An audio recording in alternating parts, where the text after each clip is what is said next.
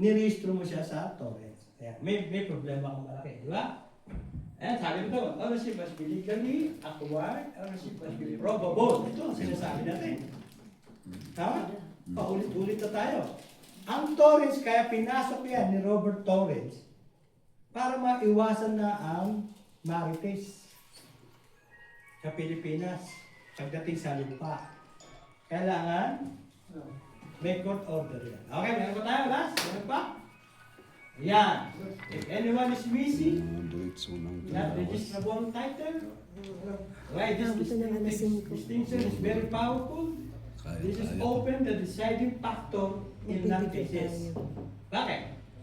Many lost cases because they prove possession. Tama?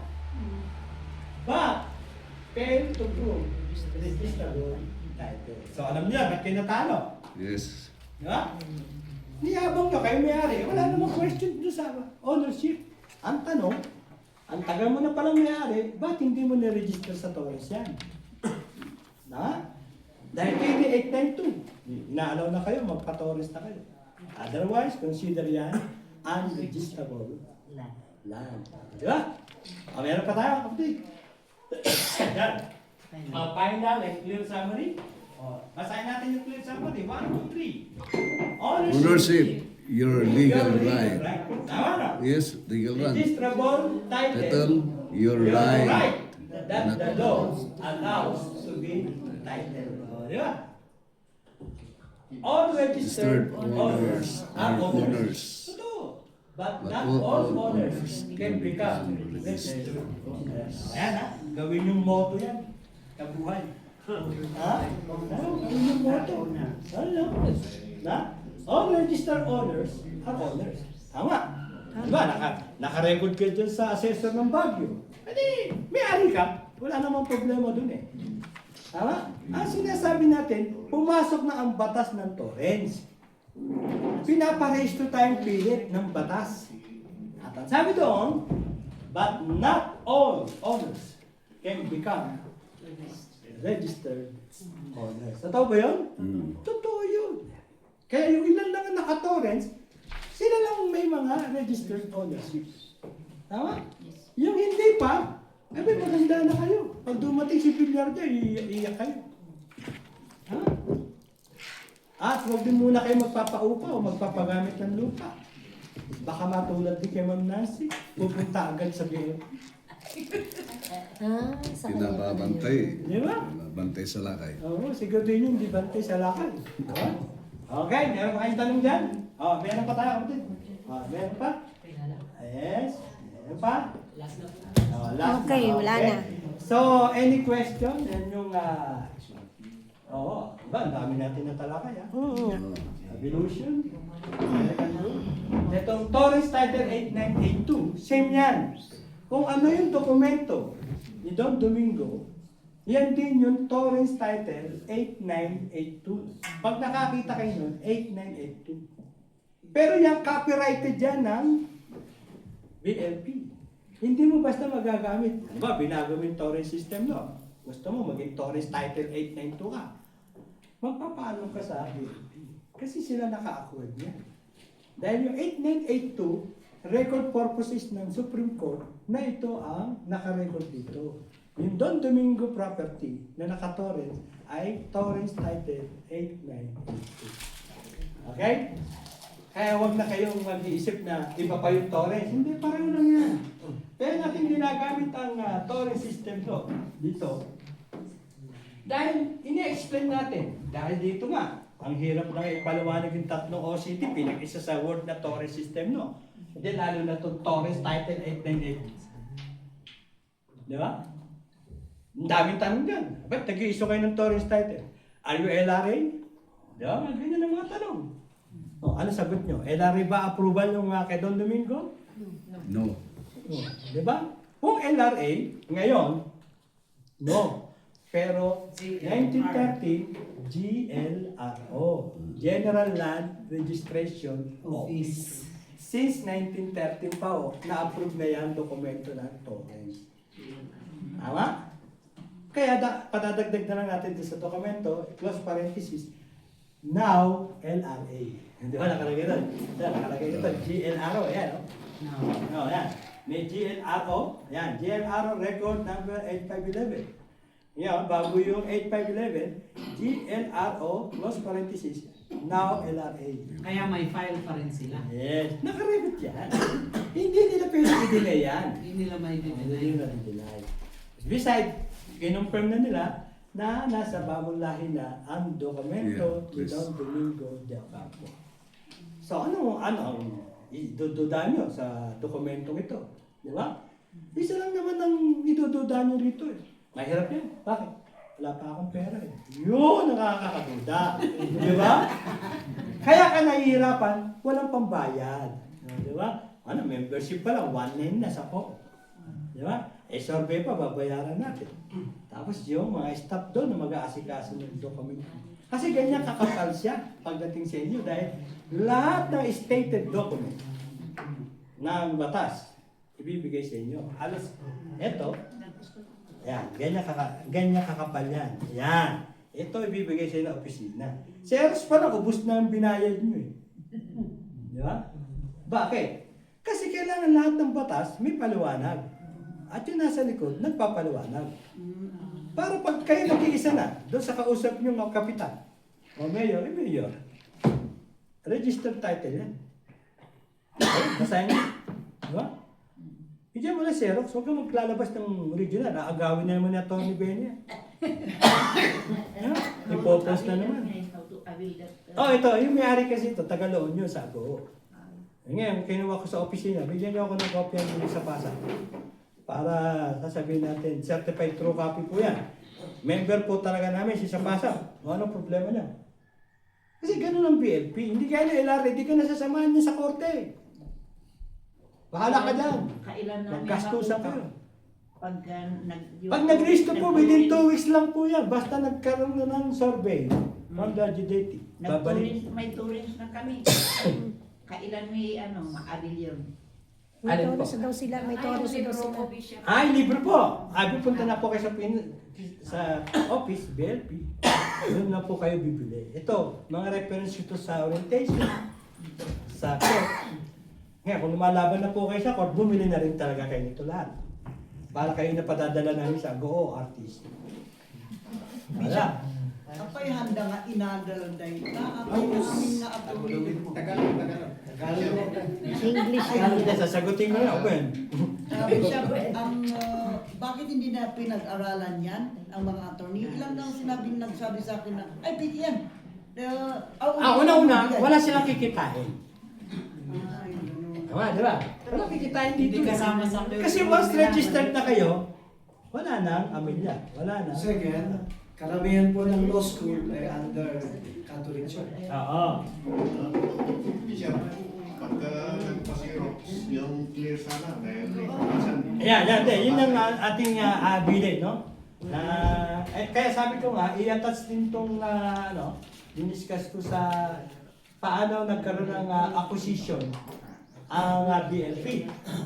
No, ng torrents. Ito, papasok natin to para i-attach na rin yun. Kaya magiging 1,000 ngayon dala niyo. Diba? Para sa ganon, wala nang tatanong. Eh bakit napunta yan sa BLP? Eh ba't marunong pa kayo? May pera siya. Di siya bumili.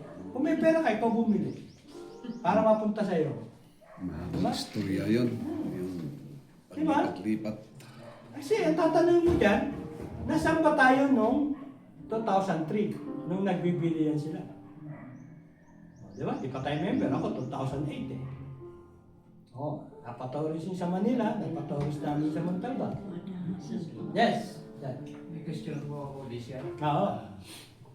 Mayroon akong Ay, ganun pala.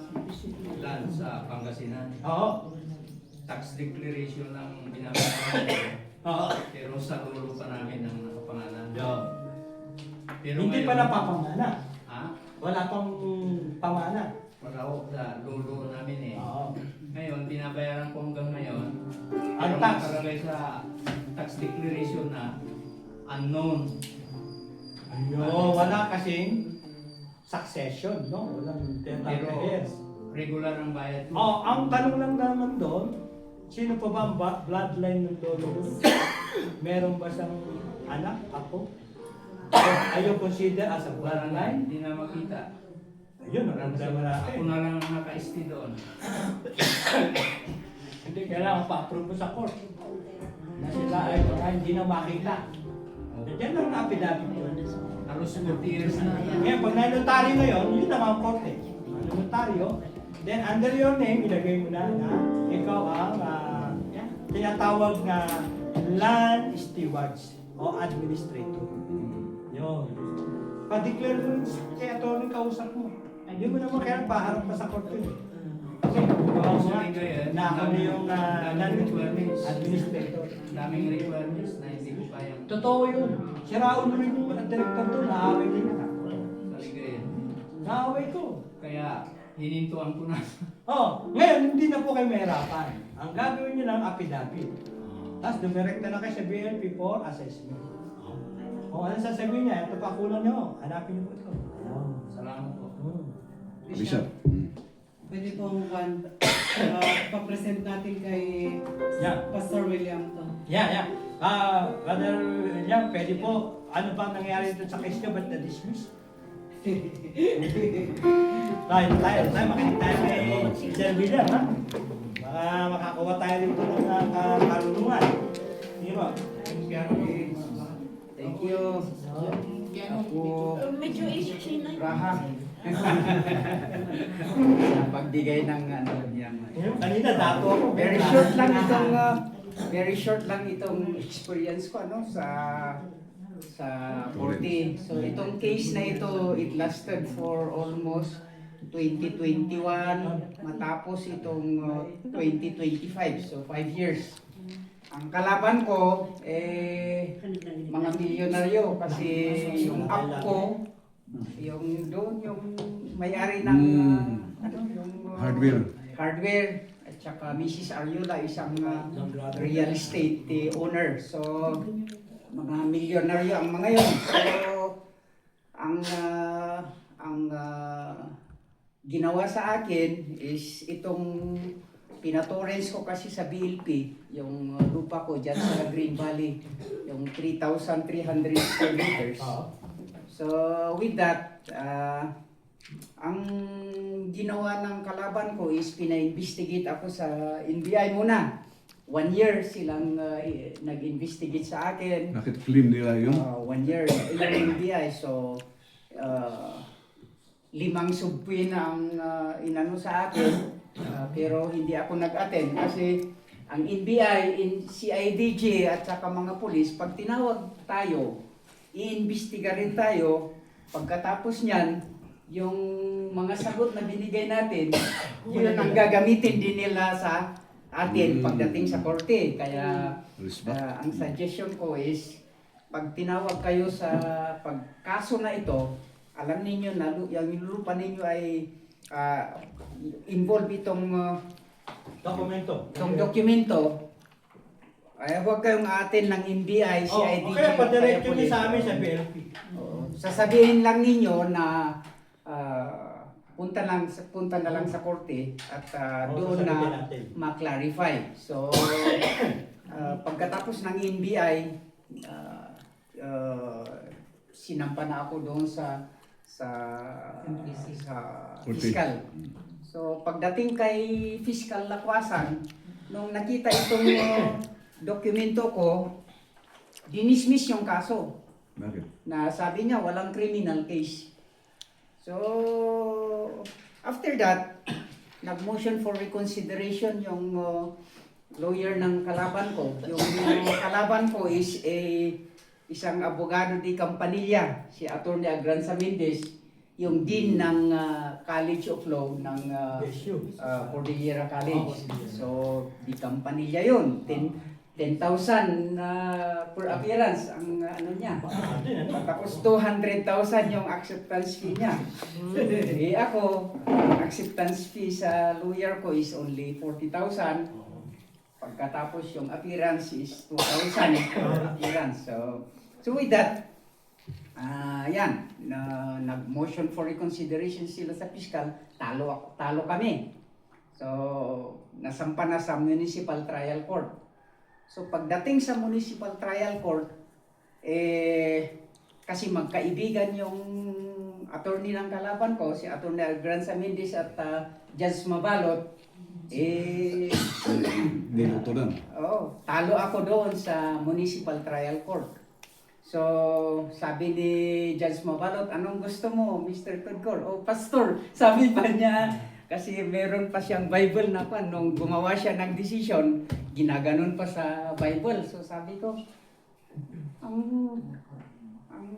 kapal ng mukha ng judge na ito, may pa-Bible pa, tapos sasabihin akong pastor, tapos sasabihin niyang guilty ako. So, nakakaya doon sa korte na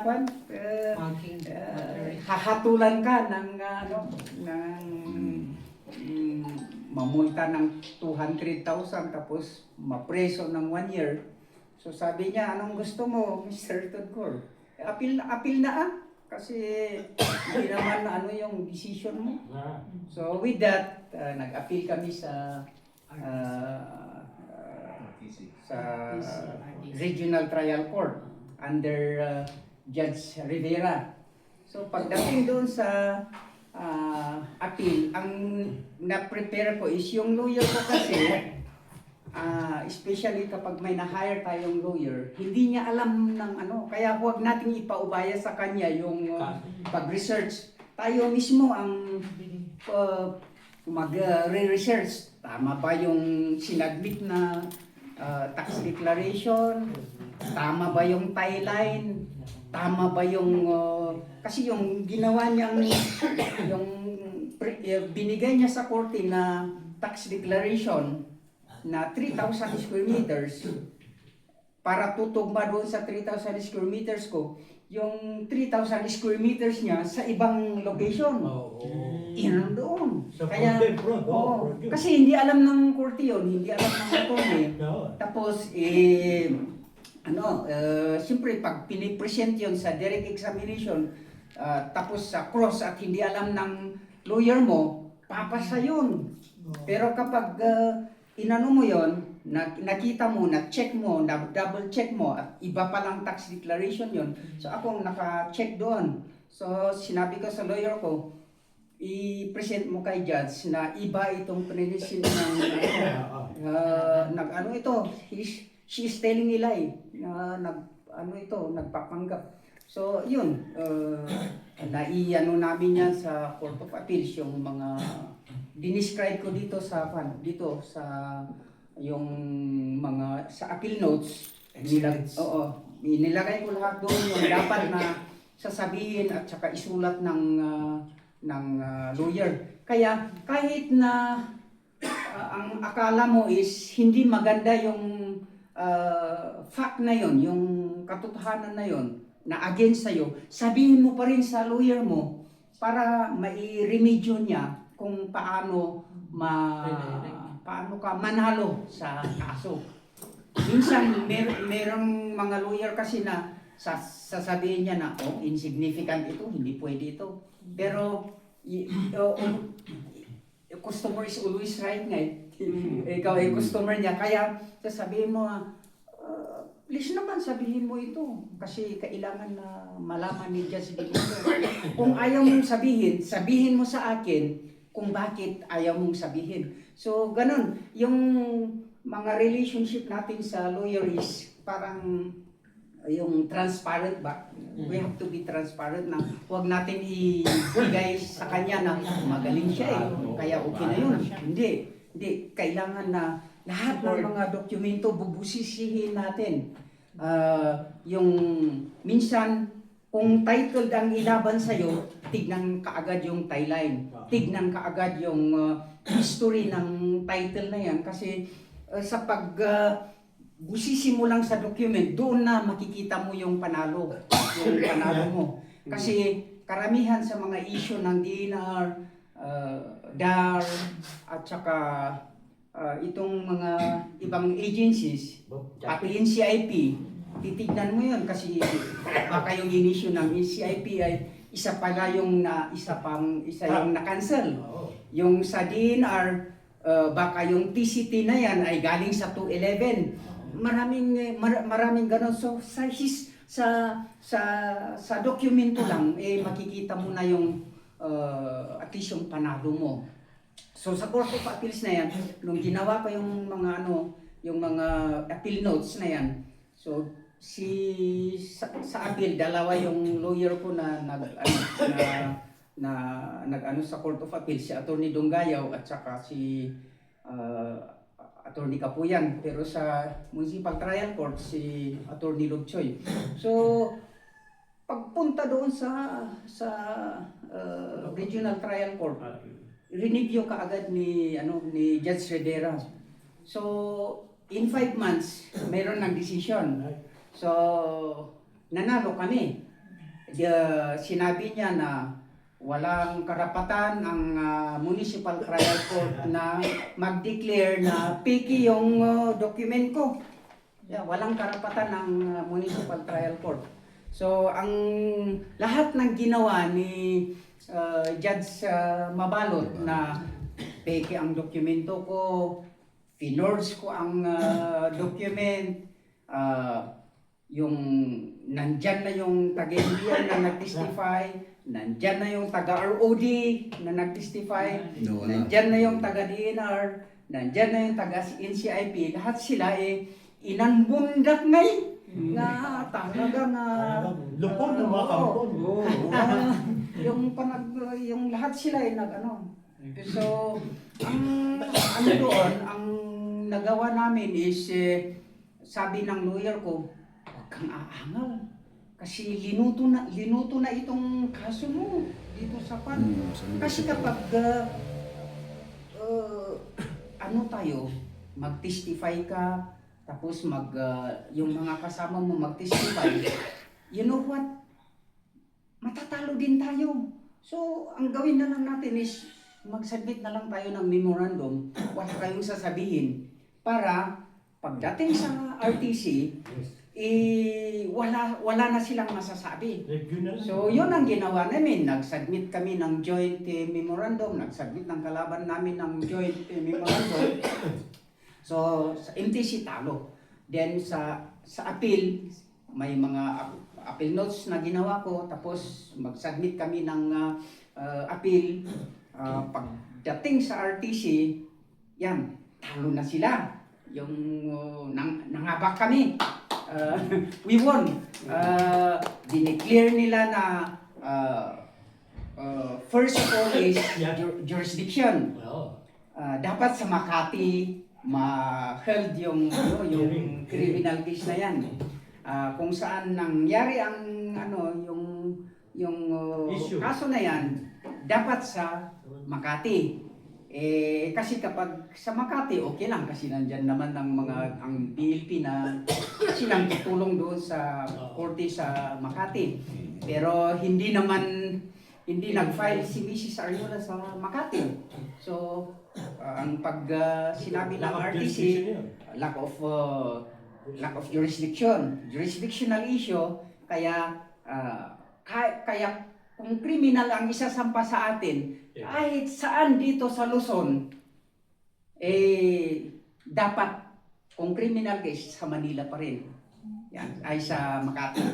So, yun ang isang basis na pagka-decision. Pagkatapos, yung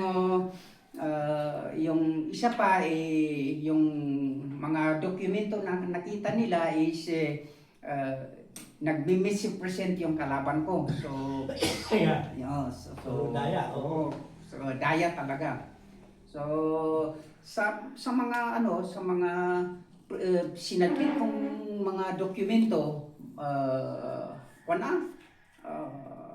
maraming dokumento ang kaya makapal ito. Kasi from sa mga lahat ng mga sinadmit ko, meron pang mga kaso na aside from that. Kasi almost 7 kaso na yung sinampa sa akin. Sa beginning 2000 hanggang itong 2021. Last itong 2021. So, lahat yun, in-attach ko dito. So, i-consider naman ng regional trial court lahat yun mga kaso na panalo ko. So, nung natalo sila, nag-motion for reconsideration sila na sinasabi nila na dito sa Baguio yung dapat dito sa Baguio yung case na yan. Kasi mismo si Mr. Tugor ang nag-forge ng signature ko daw yung signature ni Apo Chairman. Tapos sabi naman ng lawyer ko, i-prove ninyo. So, si Judge Rivera, sinabi naman niya na hindi dito sa appeal kayo magsasabi ng bagong ebidensya. Doon sa municipal trial court sana, sinabi ninyo o kaya trinog ninyo na si Mr. Tugor ang nag-falsify ng document. So, hindi naman nila na-improve doon. Basta inassume nila na, fake ito, kaya mabalod ka, Mr. Tugor. Ginords mo na ito. Inassume nila lahat na yung mga document na yan, peke at saka ginamit ko ang faking document. So, with that, sabi ni Judge Rivera na hindi pwede ito. Kaya dinismiss pa rin niya yung motion for reconsideration nila. So, hindi sila satisfied. So, nung chinek ko yung para i-withdraw ko yung bail ko na 120,000. So, takayat-takar na mabalod. Gusto nila akong mapreso, kaya pinataas nila dapat yung bayaran ko lang is 20,000 o kaya 30,000. Pero pinataas talaga yung bail ban para lang mapreso ako, tsaka sila gagalaw. Pero sa awa ng Diyos, at least may nagpautang naman. Kaya nabayaran ko yan. So hanggang ngayon, yun, kiniklaim ko pa yun. Nandyan pa rin yung kiniklaim. Taka na tayo dyan, Jollibee. So with that, dinismiss pa rin ni Judge Rivera yung motion for reconsideration nila. So hindi sila hindi pa satisfied. doon. Kaya nag-file sila ng kinasuhan nila si Judge Rivera at saka kami ng certiorari at napunta sa Court of Appeals. Certiorari. Wala na mararating. Pagkatapos ng isang taon, may decision yung certiorari.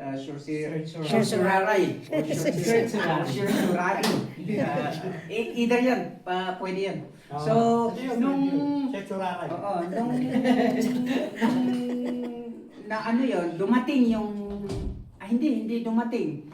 Tapos pumunta ako sa RTC 5. Sabi ko, please naman, yung mamatay na ako sa kadadanan. Decision. Stress na. Yung pagkaalala. So, sabi ng clerk, awan ti mabalin tayo, urayan tayo, ti surat nga umay kada kayo. Ay awanan ti kadadanan ko ti rabrabi, rinabi ket awanan. Anak kala, biro kom na niya.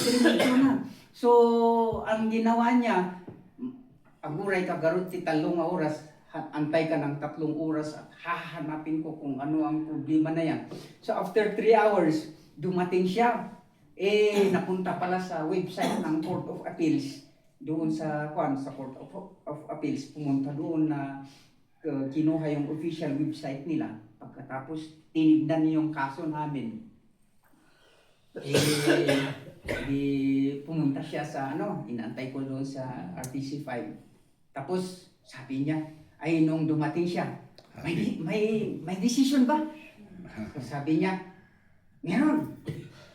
Huwag mo nang sabihin kung anong decision. Huwag mo nang sabihin. Pagkatapos, sabi ko, sige na, sabihin mo na. Di basahin mo. Ayaw ko kasing basahin kasi yung nag-aalala kung talo o kung ano. So, minsan, nanalo ka, sabi niya. So, sabi ko, Praise the Lord. anong dahilan kung bakit ako nanalo? Sabi niya, technically, yung attorney niya hindi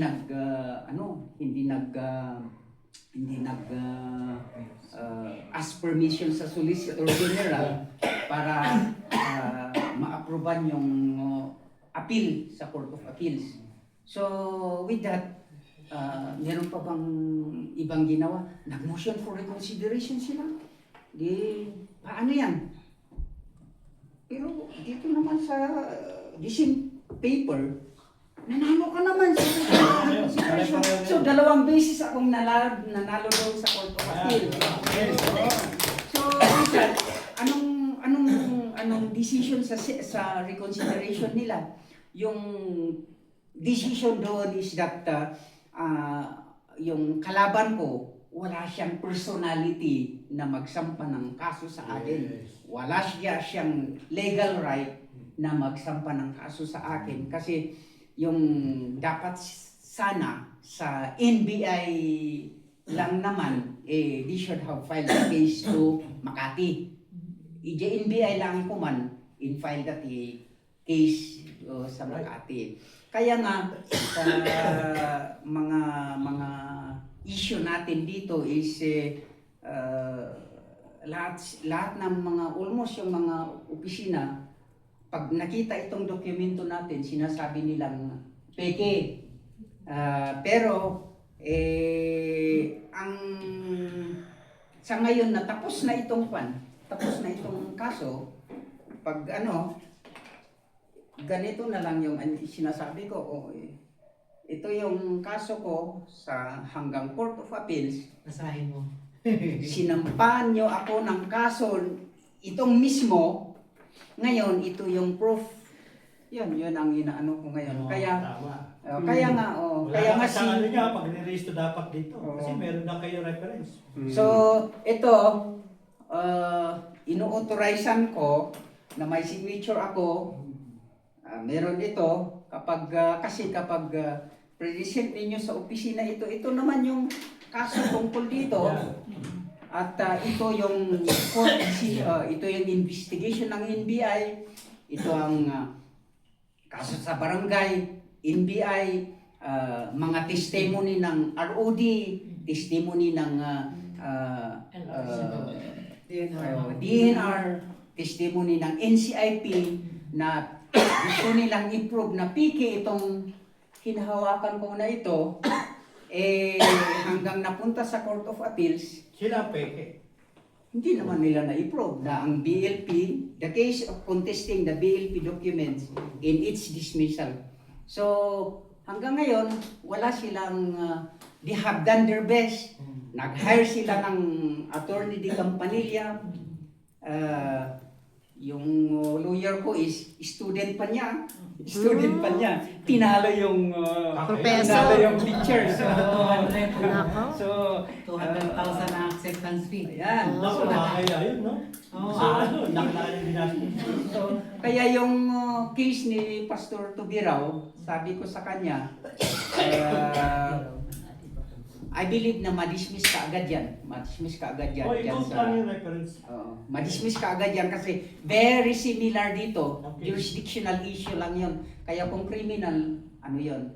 Pero kapag civil, may talagang malaking pera na lalabanin ito at civil case ang ipafile nila sa Makati rin, sa Regional Trial Court.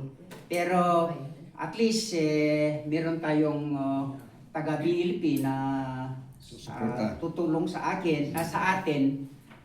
Nandyan sila na ang magte-testify, mag-present yung at least yung certified true copy na mag-suporta sa ownership natin. Kasi hindi naman natin ninakaw ang yung lupa ko dyan sa Green Valley, hindi ko ninakaw yun kasi talagang binili ko yan. So, ang gusto lang nilang gawin is yung title ni Soho, nag-resolve yung original survey, ano yon, tama yung sa kanya. So, pero nag-resolve sila Tabing minog nila para makuha yung Sa'yo. kalahati ng lupa ko. So with that, nakita ko yung sa investigation ng dokumento, nakita ko na sa survey nila, yung second survey at yung approved survey ng OCT nila is magkaiba. Kaya yun ang isang present ko doon sa isang kaso. Pero kaso yan ng Ariola Soho versus Tudcor, pero sa DPWH na nangyari yon. So the same din na ito rin ang ginamit ko. Talo sila sa kaso na yan. And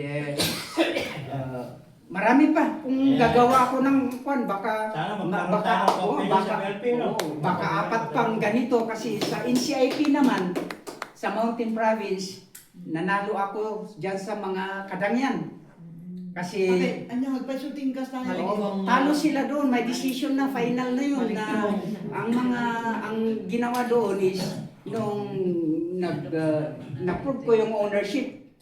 Tayan mi gamin di jay. Na-prove ko yung ownership na ancestral land namin yon.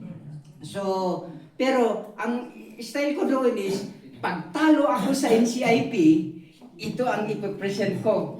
Na yung NCIP, wala siyang jurisdiction sa lupa na yan kasi that was a land na approved by Decree 1139 under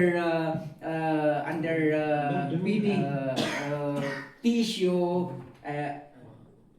24509. So yun ang ano ko doon, parang naka-reserve din. Pag talo ako doon, ito nang gagamitin ko sabi ko, wala kang jurisdiction in CIP kasi ito ay nangyari na before na nandiyan pa noong 1998. So, pero nung si Judge Maswang, nung nakita nila yung parang yung plano ko, hindi sila nagtuloy na nag-present ng mga evidence nila, kaya dinismiss ni Judge Maswang na sinabi niya na okay, i-dismiss natin ito because there is failure to prosecute.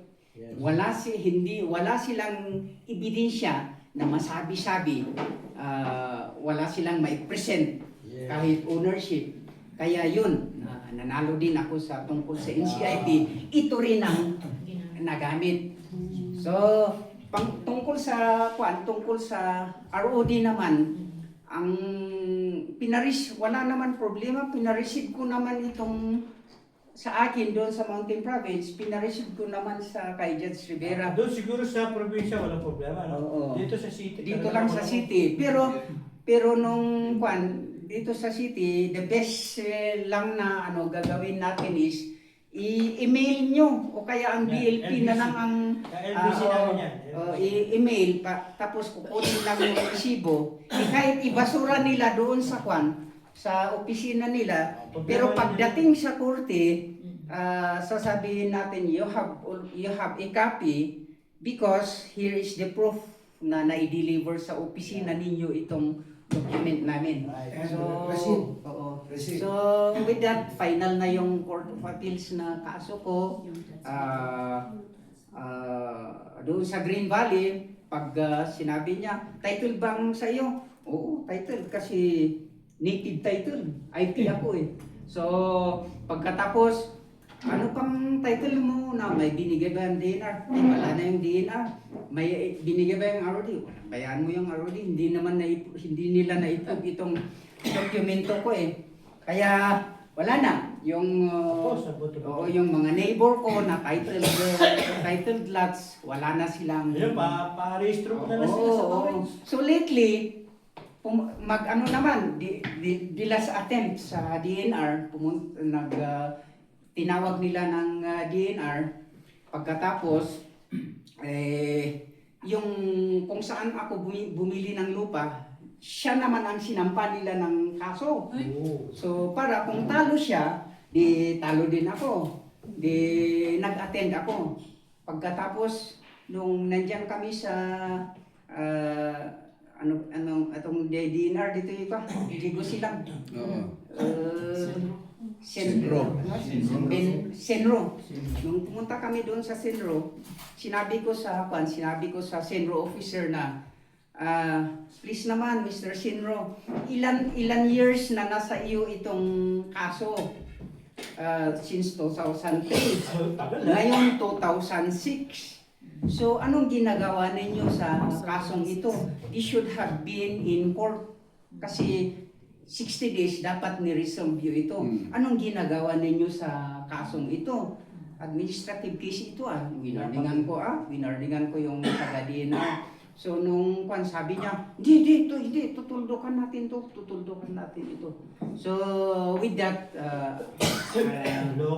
yun na yung at least okay na, wala nang problema sa DNR. At least, yehey, nanalo.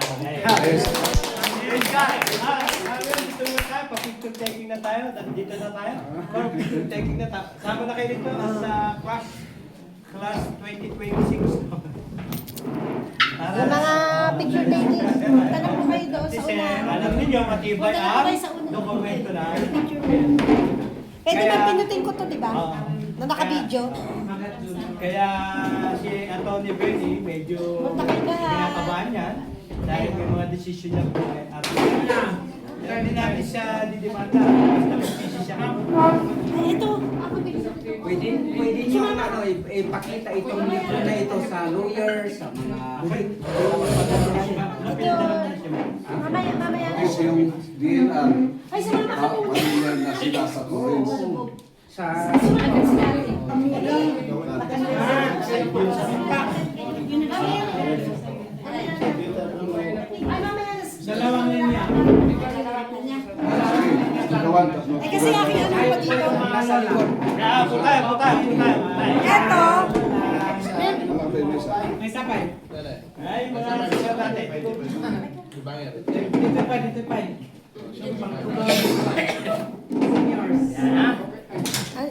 Ay, si Pastora. Si ka nga alam. Ay, si Pastora. Yahay ang ano. Ba't wala si Pastora Luz? Antayin natin si Pastora Luz. Okay. Antayin natin si Pastora Luz. Go, upo ka na rin. Pwede Ay, ano eh? Papatayin ko na tong video. Hindi, siya pipindot lang ng camera niya. Kaya nga, papatayin ko ng video. Basta ipasa At ito na lang. May kaya Twitter naman.